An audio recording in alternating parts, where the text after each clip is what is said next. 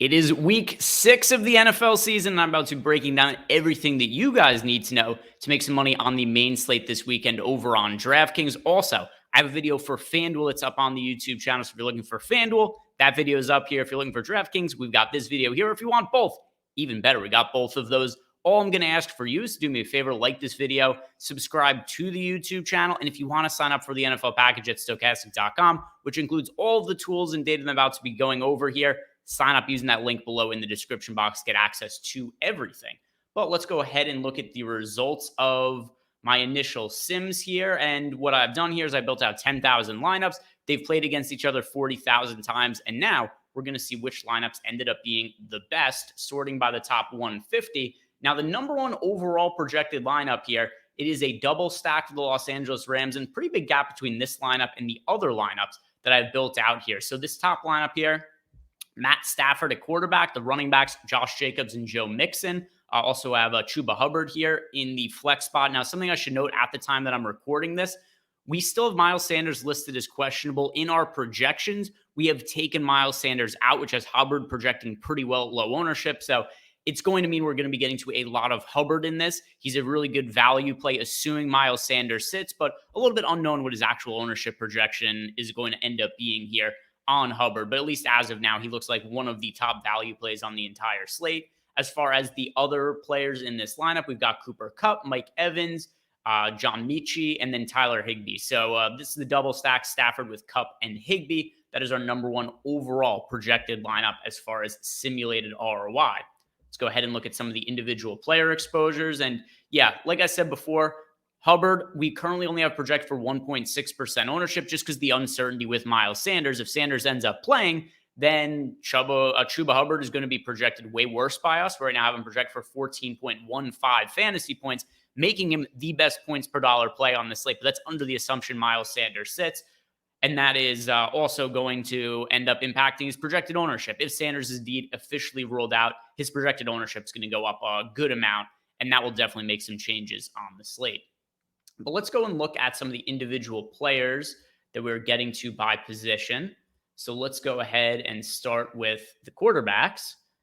And at QB, a little bit of a mix and match here, right? We're getting to 4 quarterbacks, double-digit exposure. There's not one quarterback that we're getting to in like 30 or 40% of lineups or anything like that, but 20% of Stafford, 16% Joe Burrow, 13% Baker Mayfield, 13% Tua Tagovailoa. So if you guys are looking to build a tighter core of your quarterbacks, those are the 4 that I think make the most sense based on our data here. Overweight to all of them. And of this group, Baker Mayfield is the lowest owned, projected for 5.9% ownership. So he's looking like the top contrarian quarterback play for us.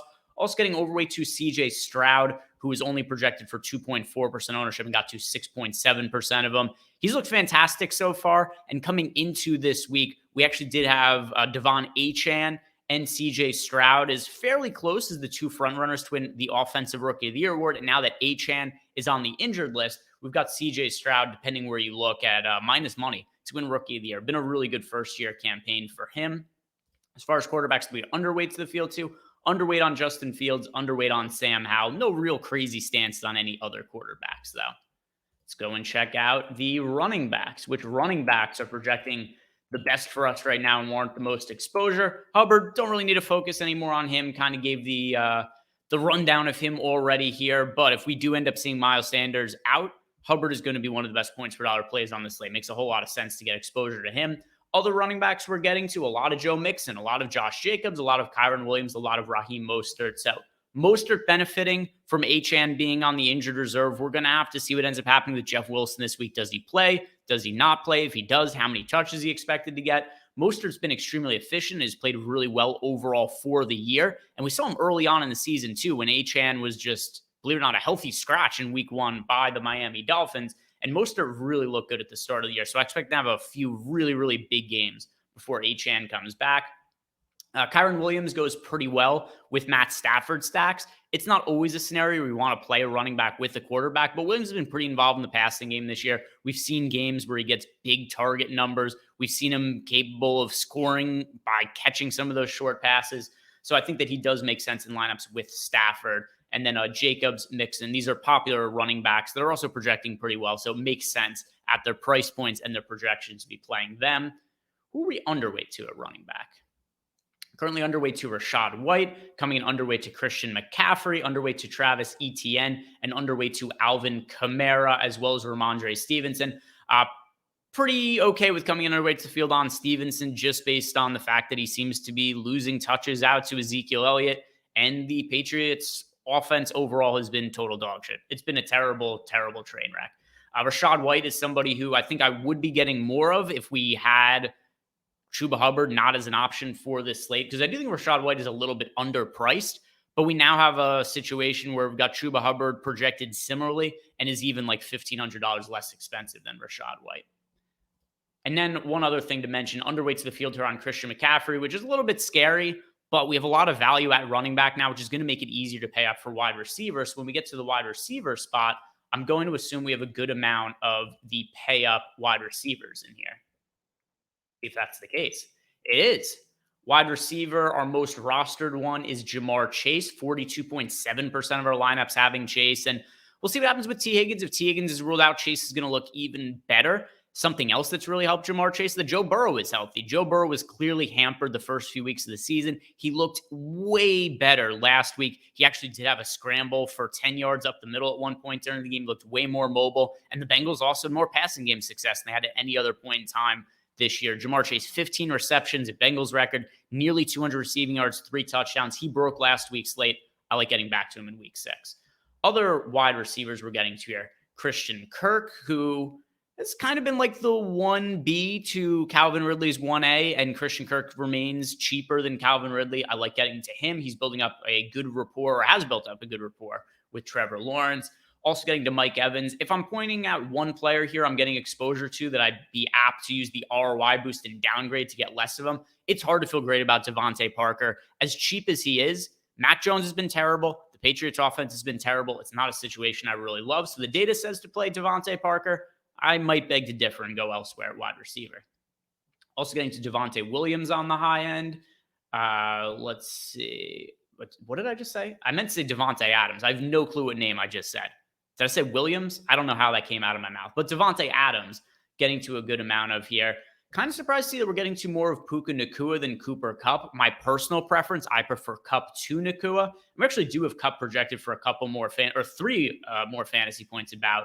So we got to a little bit more of Nacua in this run, but for me, I'd be more apt to go to Cooper Kupp if I was hand building some lineups. Wide receivers we are underweight to here. Yeah, see underweight here to Cooper Kupp. I don't really love that personally. I prefer getting to Kupp. Getting underweight to the field here on Jordan Addison. Addison's in a really good spot this weekend with Justin Jefferson out. With that said, I actually do prefer getting to TJ Hawkinson because of how just thin the tight end position is. So Addison makes for a good standalone play, but unless you're playing lineups with Kirk Cousins, it is going to be a little bit hard to play Addison and TJ Hawkinson and have those lineups look great. So my preference is Hawkinson if we're choosing one or the other. Also underweight to the field here on Tyler Lockett and Adam Thielen. Let's see the tight ends. Are we getting to TJ Hawkinson at tight end? Is that why we don't have a lot of Jordan Addison? Yes, it is. Our most rostered tight end on the slate is TJ Hawkinson. Just said it a second ago. If you were only playing one of the pass catchers from the Vikings, I think Hawkinson makes a little bit more sense than Jordan Addison. We've got Justin Jefferson out. Both of them are in line to gain extra targets, but Hawkinson is just playing such a difficult position to roster relative to Jordan Addison. The tight end options are terrible this weekend. You see the other ones we're getting to is like Dalton Schultz, who hasn't been great this year. Zach Ertz, who's been solid, but at the same time, too, it's hard to feel really great about Zach Ertz at this point in his career. Where we're getting to Zach Ertz here, in my assumption, is just as a run back in some of those Stafford lineups. So that's where Ertz makes sense. If we're going to be playing Rams lineups, which I like the Rams as a stack, I think it makes sense to have Zach Ertz as a run back in those lineups. And then also Tyler Higbee standing out at tight end, just correlating with Matt Stafford kind of in the same way that makes sense to have Zach Ertz in some of those lineups as a run back at tight end. We're underweight to the field on Logan Thomas, underweight to Jonnu Smith, underweight to Evan Ingram, and underweight to Kyle Pitts as of now. So that's a rundown of all of the key positions this weekend on DraftKings. If you guys found this video helpful, do me a favor, like the video, subscribe to the YouTube channel. If you want to sign up for our NFL package, sign up using that link below. Everything included under one package, guys. Thank you very much for watching. Good luck. See you back here next week.